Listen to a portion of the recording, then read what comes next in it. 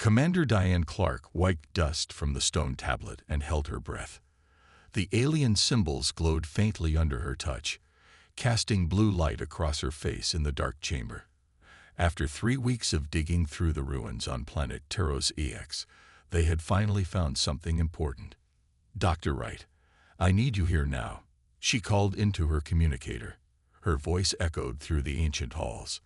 Alan Wright hurried into the chamber, his eyes widening at the sight of the glowing tablet. "Is that what I think it is?" Diane nodded. "It matches the fragments we found on Nexus Station. This is part of the Elder Tech archive." The xenorchaeologist dropped to his knees beside her, pulling out his scanner with shaking hands. "This could tell us how the ancients defeated the Void Scourge 4,000 years ago." The Void Scourge. Just thinking about it made Diane's skin crawl.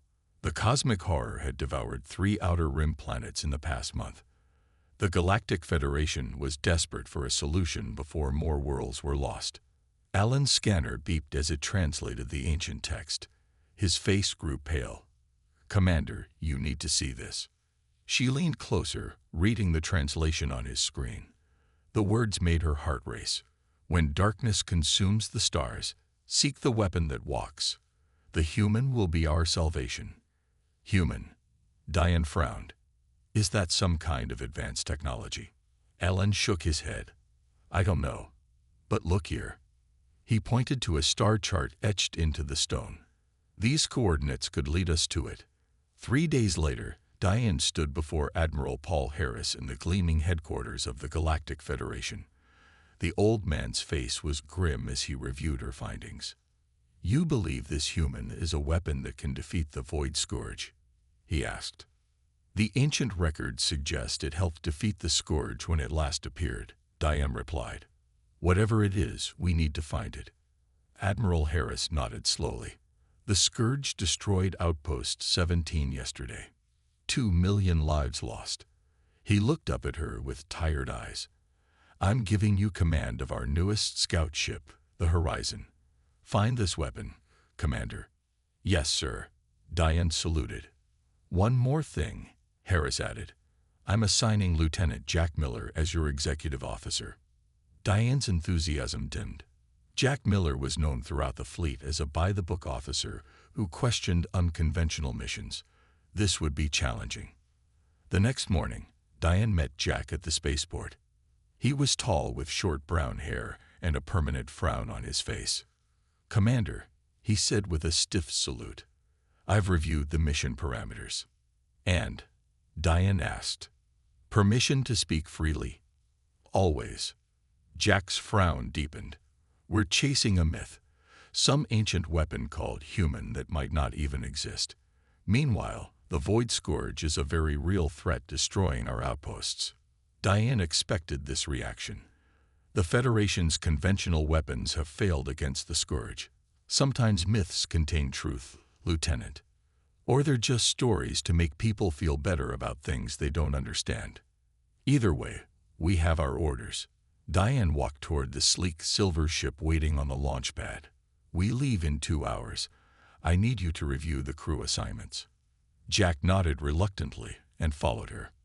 The Horizon was the newest scout vessel in the Federation fleet, small but fast, equipped with advanced stealth technology and research labs. Perfect for their mission into uncharted space. As Diane settled into the captain's chair on the bridge, she felt the weight of responsibility on her shoulders. Billions of lives depended on finding this mysterious weapon. She activated the ship's communication system. "Attention, crew of the Horizon. Our mission is to find and secure an ancient weapon called human. It may be our only hope against the Void Scourge. We depart in 90 minutes. Prepare for a long journey." She shut off the comm and stared at the star chart from the ruins. Somewhere out there was humanity's last hope. She just had to find it. The starship Horizon hummed quietly as it moved through space. 5 days had passed since they left Federation territory. Diane stood in the meeting room, looking at the faces of her chosen crew. Dr. Alan Wright adjusted his glasses. The xenorchaeologist had spent years studying extinct civilizations. His gray beard and kind eyes made him look older than his 50 years. Next to him sat Maya Rodriguez, the systems engineer. Young and brilliant, she could talk to machines in ways others couldn't. Her dark hair was pulled back in a tight ponytail. Kyle Bennett sat with his arms crossed. The former Special Forces soldier now served as security chief. His muscular frame and watchful eyes showed his military background. Susan Lee, their diplomat and linguist, was typing notes on her tablet. Her skill with languages would be vital for decoding ancient messages. And of course, there was Jack Miller, still looking unhappy about the mission. Our first destination is the abandoned space station near the Cygnus Nebula, Diane said, pointing to the star map.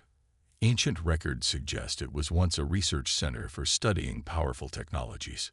If this human weapon exists, what makes us think it still works after thousands of years? Jack asked. Maya leaned forward. Some elder tech still functions perfectly despite being millennia old. Their power sources seem almost eternal. Assuming we find it, how do we control it? Kyle asked, always thinking about security. Diane shook her head. We don't know what form this weapon takes. It could be a device, a ship, or something we can't even imagine. Dr. Wright cleared his throat. The word human appears in several ancient texts, always associated with great power and adaptability. Some accounts almost make it sound alive. A living weapon? Susan asked. It's possible, Dr. Wright replied. The ancients created many biological weapons. The ship's computer interrupted them. Approaching Cygnus Station. Sensors detect minimal power signatures. The abandoned space station floated silently against the stars. Its curved metal structure was dark except for a few flickering lights. It looked like a giant sleeping insect. No signs of recent activity, Maya reported from her console on the bridge. The station appears to have been dormant for centuries. Diane turned to Kyle. Prepare a boarding team. We need to search for any information about the human weapon. Kyle nodded. I'll gear up. An hour later, Diane led the team through the station's empty corridors. Their footsteps echoed on the metal floors. Emergency lights cast long shadows as they moved deeper into the structure. The power core is still functioning at minimal levels, Maya said, checking her scanner. Incredible engineering. Dr. Wright stopped suddenly, pointing to markings on the wall. These symbols match those from the ruins on Taros AX. Susan moved closer, running her fingers over the etchings. It's a variation of the Elder language. It says, Archive Access, and points down this corridor. They followed the signs to a sealed door. Maya connected her tools to the ancient control panel. After several minutes of work, the door slid open with a groan of metal. Inside was a circular room filled with dusty storage units. A control console stood in the center. This is it, Dr. Wright whispered. An intact Elder archive. Maya approached the console carefully. It still has power. I might be able to access it. As her fingers moved across the controls, the room suddenly lit up. A holographic display appeared above the console, showing star maps and text. It's working, she exclaimed. Dr. Wright and Susan crowded around, reading the ancient language. This station was a monitoring post, Susan translated. They were tracking something, or someone. Dr. Wright's face grew pale as he read further. Commander, according to this, humans weren't weapons. They were a species. A species? Diane asked, confused. He nodded. An intelligent species that once lived throughout the galaxy. The records say they were nearly wiped out by the Void Scourge, but some survived and were hidden away. Jack, who had been quiet until now, stepped forward. So we're not looking for a weapon. We're looking for an extinct alien race. Not extinct, Dr. Wright corrected, still reading. In stasis. And according to these coordinates, some of them might still be out there, waiting to be found. Diane stared at the star map, where a dozen points of light blinked softly. If this is true, our mission just got much more complicated. The horizon drifted through the darkness of space, following coordinates from the ancient station. The crew had been unusually quiet since their discovery. If humans were a species, not a weapon, what did that mean for their mission? Diane sat in her quarters, reviewing the data they had collected. According to the records, humans had once been numerous throughout the galaxy. They had built great cities and traveled between stars. Then the Void Scourge appeared, consuming planet after planet. The few surviving humans had been placed in special sleep chambers and hidden across the galaxy. A knock at her door interrupted her thoughts. "Enter," she called. Jack stepped inside, looking troubled. "Commander, we need to talk about the mission." Diane nodded. "I know. Everything has changed." "Has it?" Jack asked, surprising her. "Admiral Harris sent us to find a weapon against the Void Scourge. If these humans fought it before, maybe they are the weapon, just not in the way we expected." Diane hadn't considered this. "You might be right. Either way, we need to find them." The ship's computer announced, "Approaching destination. Entering orbit around moon Talaris II." On the bridge, Maya checked her instruments. "I'm detecting a faint energy signature below the surface. It matches the pattern from the space station. Any signs of life?" Diane asked. "No, Commander. Just the energy reading." Diane turned to Kyle. "Prepare a landing party. Full environmental suits until we know it's safe." The small shuttle descended through thin clouds to the barren surface of the moon. Rocks and dust stretched in all directions under a black sky. The team followed Maya's scanner to a cliff face. "The signal is coming from inside the rock," she said. Dr. Wright examined the cliff closely. "Look here." He brushed away dust to reveal a small symbol etched into the stone. It matched one they had seen at the archive. When Maya pressed her hand against the symbol, a section of the cliff face slid open, revealing a dark tunnel. "Motion sensors," she whispered, "still working after thousands of years." They moved carefully through the tunnel, their lights casting long shadows. The passage opened into a large chamber filled with rows of metal containers. Each was about 2 meters long and covered in frost. "Sleep chambers," Dr. Wright said, his voice full of awe, "just like the records described." Maya approached a control panel near the entrance. "This system is still active. It's been maintaining these chambers for millennia." "Can you open one?" Diane asked. Maya studied the controls. "I think so. The interface is similar to the archive system." As she worked, the rest of the team moved among the chambers. There were 12 in total, each with a small window on top. "Commander," Susan called. "You need to see this." Diane hurried over. Susan was staring through one of the windows. Inside, barely visible through the frost, was a face. It looked almost like people from her species, but with subtle differences. Flatter features, different eye shape, and hair on the head. "Is it alive?" Diane asked. Dr. Wright checked readings on the side of the chamber. "Yes, in deep hibernation. Perfect cellular preservation." Maya called from the control panel. "I figured out the revival sequence for one chamber. Should I proceed?" Diane hesitated. Waking an ancient alien being carried countless risks. But they needed answers. "Do it," she ordered. Lights flickered across the control panel. The first chamber hummed and began to warm. Frost melted from its surface, revealing more of the figure inside. It was wearing some kind of uniform with unfamiliar insignia. The chamber hissed as it opened. The team stepped back, hands near their weapons. For a moment, nothing happened. Then the figure inside took a sudden, gasping breath. Its eyes opened, blue and confused. It was a male with short brown hair and pale skin. The human sat up slowly, looking at each of them with growing alarm. Then he spoke words in an unknown language. Susan stepped forward, activating her universal translator.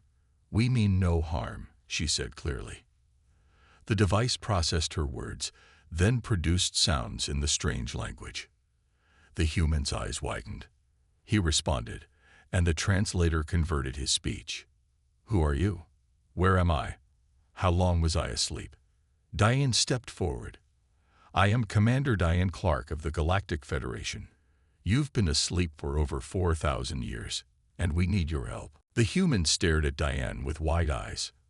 4,000 years. His voice shook even through the translator. "That's impossible." "I'm afraid it's true," Diane said gently. "What is your name?" The man took a deep breath. "John Evans. I was a captain in the Earth Defense Force." He looked around at the alien faces watching him. "You're not human." "No," Diane confirmed. "We are Stellarians." John tried to stand but stumbled. Kyle moved quickly to help him.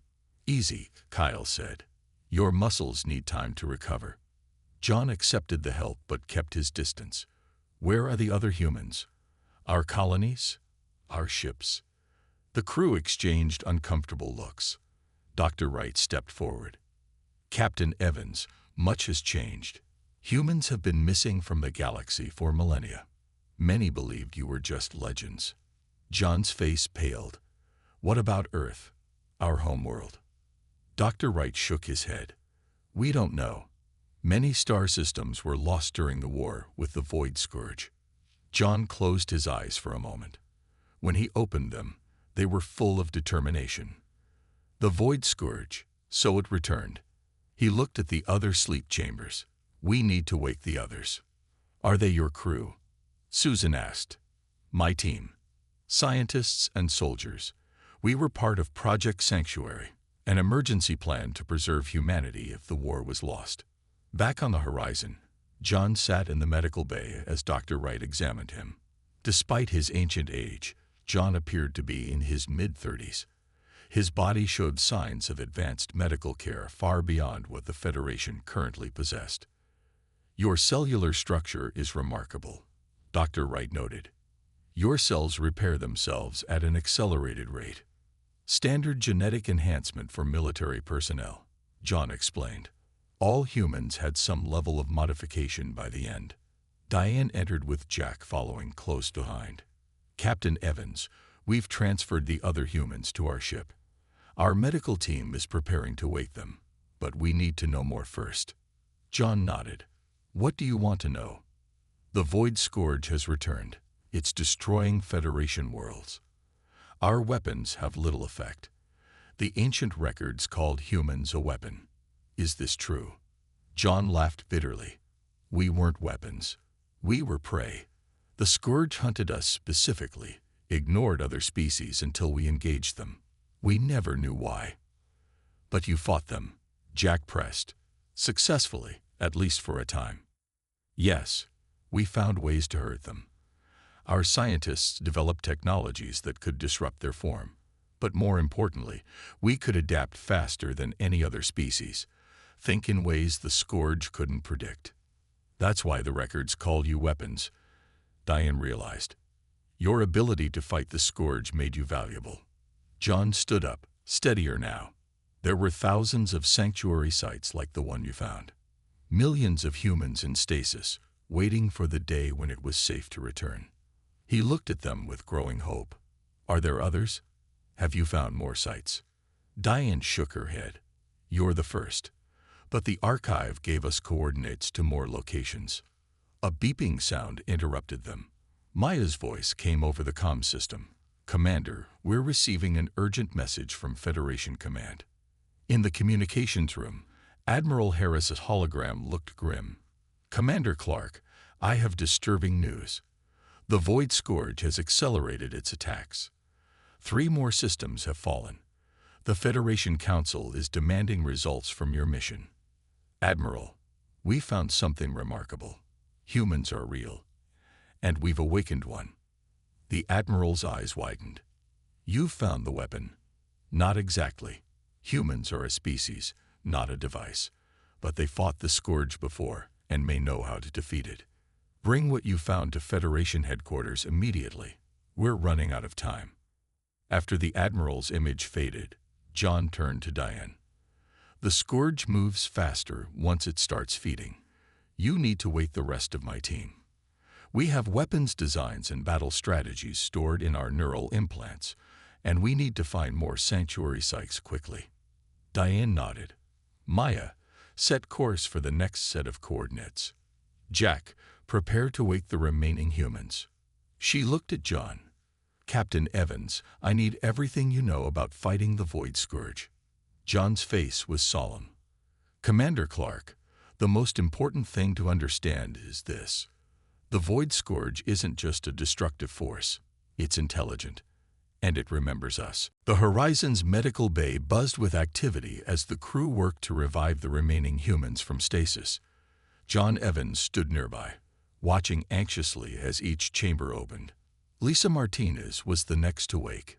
She was a tall woman with warm brown skin and curly black hair. According to John, she had been the top engineer in the Earth fleet. After her came Peter Grant, a scientist with pale skin and red hair. His specialty was understanding the biology of the Void Scourge. By the end of the day, all 11 humans were awake. They huddled together, talking quietly in their strange language, occasionally glancing at the alien crew. Diane gave them space. She understood they needed time to accept their new reality. 4,000 years was a long time to lose. In her office, she met with Jack and Dr. Wright. "What do you make of them?" she asked. Dr. Wright looked excited.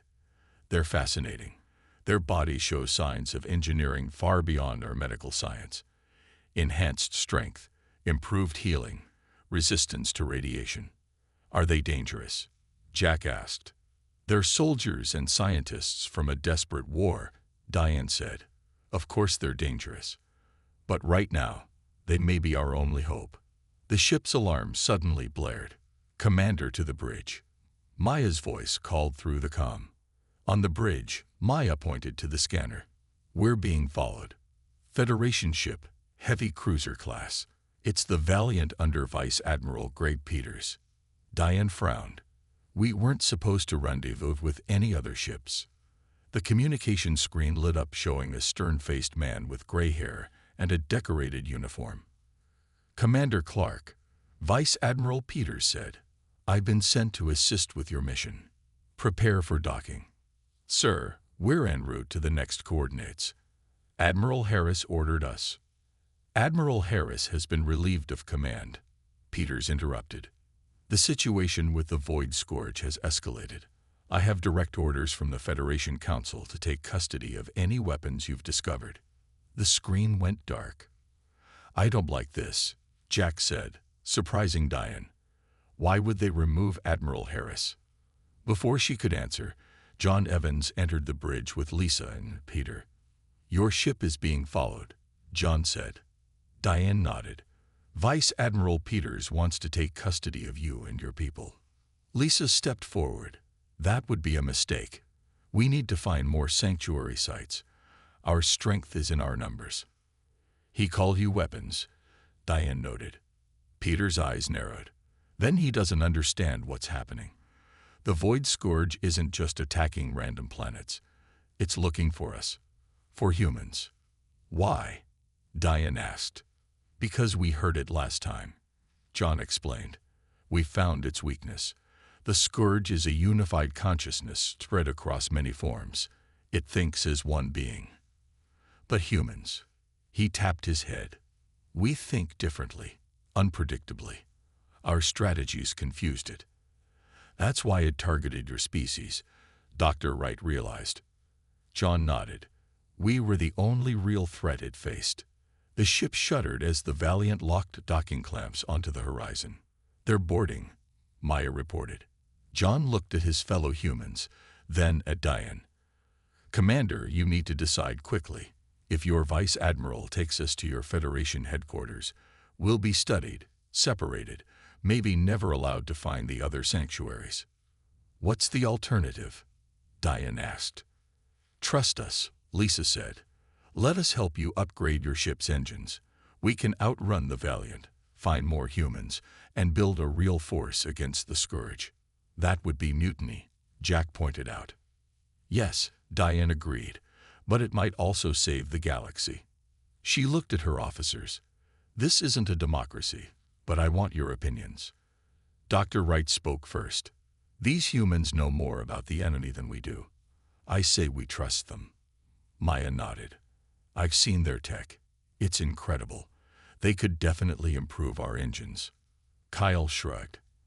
If the Void Scourge is hunting humans, bringing them all to Federation HQ might just paint a target on our home systems. All eyes turned to Jack. He hesitated, then said, I never believed in this mission.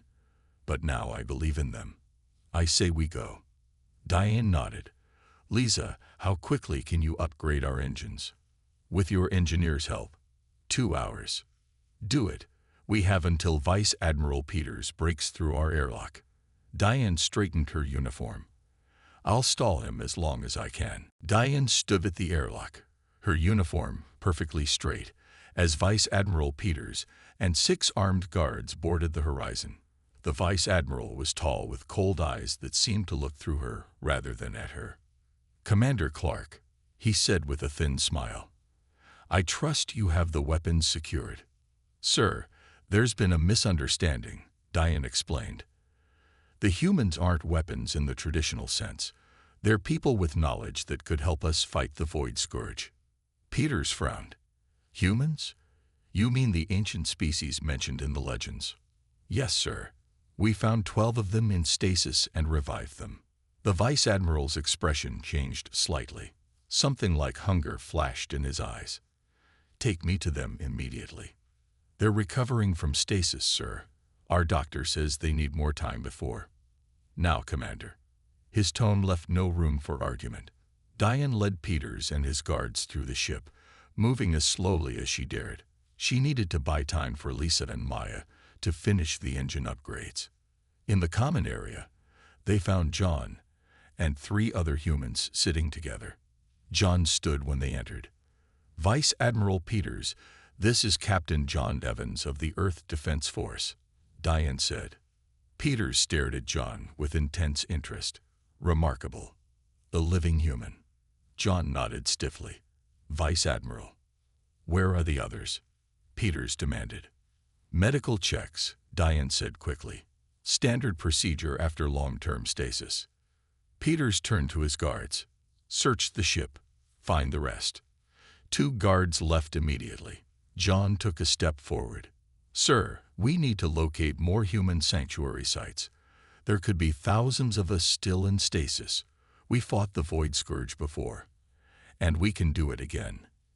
Yes, of course, Peters said smoothly. The Federation will provide all necessary resources. Once we get you back to headquarters, we can plan a proper search. John and Diane exchanged glances. Something wasn't right about the Vice Admiral's eagerness. Through her earpiece, Diane heard Maya whisper, engines ready. Lisa says they'll give us twice the speed of the Valiant. One of Peter's guards returned, looking concerned. Sir, there are humans working on the ship's engines with the crew. Peter's face darkened. Commander Clark, are you planning something foolish? Before Diane could answer, alarms blared throughout the ship. Red emergency lights flashed. Void Scourge vessel detected. Kyle's voice announced over the comm. Emerging from subspace directly ahead. Everyone rushed to the bridge. On the main screen, a massive dark shape appeared against the stars. It looked like a cross between an octopus and a storm cloud, with tendrils of black energy whipping through space. It found us, John whispered. It's hunting for humans. Peters stared at the screen, his face suddenly pale. Impossible. We're nowhere near the front lines. The front lines don't matter, John said. The Scourge can sense humans across vast distances. That's why we had to hide in special chambers that mask our presence. Peters turned to his guards. Secure the humans. We're taking them to the Valiant now. Sir, one guard said, pointing to Peters' hand. Everyone stared as the Vice Admiral's fingers began to shimmer with a strange black glow. Peters looked down, horrified. No, he gasped. Not yet. Not now. John grabbed Diane's arm and pulled her back. He's infected. Peter's body convulsed. His skin turned gray, and his eyes filled with black liquid. When he spoke again, his voice had changed, becoming deeper and somehow layered with multiple tones. Humans, he growled. Found you at last. The guards raised their weapons, but Peters moved with impossible speed. His arms stretched like rubber. striking 2 guards across the room. The others fired, but their shots passed through his body as it turned partly to smoke. "He's a scout," John shouted. "The Scourge can infect people. Use them as spies." Kyle fired his weapon at Peters, who laughed as the shots did nothing. "Your Federation has been infiltrated for months," the thing that used to be Peters said, preparing for the humans' return. John looked at Diane. "We need to run. Now." Diane nodded. "Maya, emergency jump. Get us out of here." The Horizon's engines roared to life as the transformed Vice Admiral lunged toward them. The Horizon shuddered as its engines pushed to maximum power. The ship broke away from the Valiant, leaving the infected Vice Admiral Peters behind with his remaining guards. On the bridge, warning lights flashed as Maya guided the ship through an emergency jump. "The Valiant is pursuing," she reported, "but we're faster now." The human upgrades worked. Diane turned to John. "How did the Void Scourge infiltrate the Federation so deeply?" John's face was grim. "It learns and adapts. In our time, it could only control dead bodies. Now it's evolved to infect living beings." He looked at the remaining humans. "We need to move faster, find more sanctuaries, wake more of our people." Lisa stepped forward. "The next set of coordinates is for a planet called Novus Prime. The archive mentioned a large sanctuary there." "How many humans?" Diane asked. "Hundreds, maybe thousands," Lisa replied. Jack checked the star charts. "Novus Prime is a Federation colony now. Population 50 million. Then the Scourge probably has infiltrated it too," John said. "We'll need to be careful." Kyle approached with the Vice Admiral's guards who had remained on the Horizon. They looked confused and frightened. "Commander," Kyle said, "what do we tell them?" Diane faced the guards. "Your superior was infected by the Void Scourge. The Federation has been compromised. You can either help us fight, or we'll drop you at the next neutral port." The guards looked at each other. The oldest one stepped forward. "We serve the Federation, not the Scourge. We'll help." Over the next 2 days, the humans shared their knowledge with the crew. Peter Grant explained how the Void Scourge operated. "It's a collective consciousness that spreads through infection," he told them. "Each part connects to the whole. Kill one piece, and the others still know everything it knew." Lisa and Maya worked together to upgrade the ship's weapons using human technology. "The Scourge hates certain energy frequencies," Lisa explained as they modified the main cannon. "This will hurt it more than your standard weapons." Meanwhile, John trained with Kyle and the guards, teaching them how to recognize and fight infected beings. "They're strong and fast," John demonstrated, moving with surprising speed. "But they have weaknesses. Their transformed bodies can't handle extreme heat or cold." As they approached Novus Prime, Diane called everyone to the bridge. "We can't just fly into Federation space now," she said. "They'll be looking for us." Susan, who had been quiet since the Vice Admiral's attack, spoke up. "I have an idea. The colony was originally a mining outpost. There must be old tunnels we could use to reach the sanctuary without being seen." Maya checked the planet scans. "She's right. There's an abandoned mining complex near the coordinates from the archive." Diane nodded. "Good thinking. We'll land away from the main settlement and go in through the tunnels." As the Horizon entered the Novus system, they received an emergency broadcast. A woman's face appeared on screen, her expression desperate. "This is Governor Alice Ward of Novus Prime. Our colony is under attack from within. People are changing, becoming monsters. If anyone can hear this, please send help." Diane looked at her crew. "Change of plans. We can't ignore this." "It's a trap," Jack warned. "The Scourge knows we're coming for the sanctuary." "Maybe," John agreed, "but there could be innocent people who need help." Lisa stepped forward. "The sanctuary would be well hidden and protected. If it survived this long, it can wait a little longer." Diane made her decision. "We'll split into 2 teams. John, take Lisa and half our people to find the sanctuary. I'll lead the second team to the colony to help survivors, and create a distraction. That's risky, John said. The whole mission is risky, Diane replied. But we can't leave those people to die. The ship entered orbit around Novus Prime. From space, they could see dark patches spreading across the surface of the once beautiful colony. The infection is spreading fast, Peter observed. We don't have much time. Diane looked at her crew and the humans who had become their allies. This is it. Find the sanctuary, save who we can, and don't get infected. We meet back at the ship in 6 hours. As they prepared to land, John approached Diane. Commander, there's something you should know about humans. What's that? When we're afraid, when we're fighting for survival, that's when we're most dangerous. You're about to see why the Scourge fears us. 2 small shuttles descended toward Novus Prime. Diane led her team toward the main colony, while John's group headed for the coordinates of the human sanctuary, hidden beneath an old mountain range. In the colony, chaos ruled the streets. Buildings burned as people ran in terror from their neighbors who had changed, their bodies partly transformed into dark, shifting shapes. Diane and her team moved carefully, using the weapons Lisa had modified. When they encountered infected colonists, the special energy beams didn't kill them but forced the Scourge to release its hold, leaving dazed but living people behind. Governor Ward said she was hiding in the Central Administration Building, Diane told her team. Let's move. Meanwhile, John's shuttle landed near an abandoned mine entrance. His group included Lisa, Peter, and several of the Horizon's crew.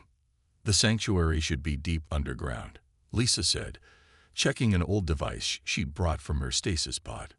About 2 kilometers in that direction. They entered the dark tunnels, using lights to guide their way. After nearly an hour of searching, they found a wall with familiar markings. This is it, Peter said excitedly. A sanctuary entrance. Lisa pressed her hand against the symbols. Nothing happened. It's damaged, she said, examining the control panel. The recognition system isn't working. Can you fix it? John asked. Lisa nodded.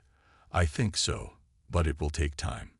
In the colony, Diane's team fought their way to the administration building. Inside, they found Governor Ward and 30 survivors barricaded in a secure room. Commander Clark of the Horizon, Diane introduced herself. We received your distress call. Thank you for coming, Ward said, her voice shaking. But I'm afraid it's too late. The infection has spread throughout the colony. It started 3 days ago when a Federation ship arrived. The Valiant? Diane asked. Ward nodded. Vice Admiral Peters came to inspect our defenses. By the next morning, people started to change. A massive explosion shook the building. Kyle ran to the window. They're gathering outside, he reported. Hundreds of infected. They're working together to break in. Diane contacted John's team. How's your progress? We're surrounded at the colony. We found the sanctuary, John replied through static. Lisa's trying to open it now, but the entrance was damaged. Hurry, Diane urged. We can't hold them off much longer. Back at the mine, Lisa worked frantically on the control panel. I almost have it, she muttered. The recognition system needs a human genetic signature. She pressed her palm against the panel again. This time it glowed, and the wall slid open to reveal a massive chamber. Inside were rows upon rows of stasis pods, stretching into the darkness. There must be thousands, Peter whispered in awe. A control center stood in the middle of the chamber. John and Lisa rushed to it. Can we wake them? John asked. Lisa studied the controls. Yes, but it will take time for each person to regain full function. Start the process, John ordered. I'm going back to help Diane. At the colony, the infected broke through the barricades. Diane and her team fought desperately, but they were running out of ammunition for the modified weapons. Just as all seemed lost, the ground began to shake. The distant rumbling grew louder. What is that? Kyle asked. From the direction of the mountains came a wave of light. It swept across the colony, causing the infected colonists to shriek and fall to the ground. The black energy separated from their bodies, dissolving into nothing. John's voice came through Diane's communicator. Lisa activated the sanctuary's defense system. It generates an energy field that disrupts the Scourge's control. Hours later, the crews reunited at the sanctuary. Inside, hundreds of humans were now awake, with more awakening every minute. We found records in the control center, Lisa explained to Diane. There are 42 more sanctuaries across the galaxy, with over 1 million humans in stasis. And now we know how to find them, John added. Each sanctuary has a defense system that can clear large areas of the Scourge's influence. Diane looked at the gathering humans. They were talking, planning, already organizing themselves. What happens now? She asked John. Now we take the fight to the Scourge, he replied. Your Federation thought they were looking for a weapon called human. He gestured at his people. They were right all along. As the humans prepared for war, Diane realized the truth. Humans weren't weapons because of some device or technology. They were weapons because of their spirit, their adaptability, and their refusal to surrender. The ancient legends were correct after all.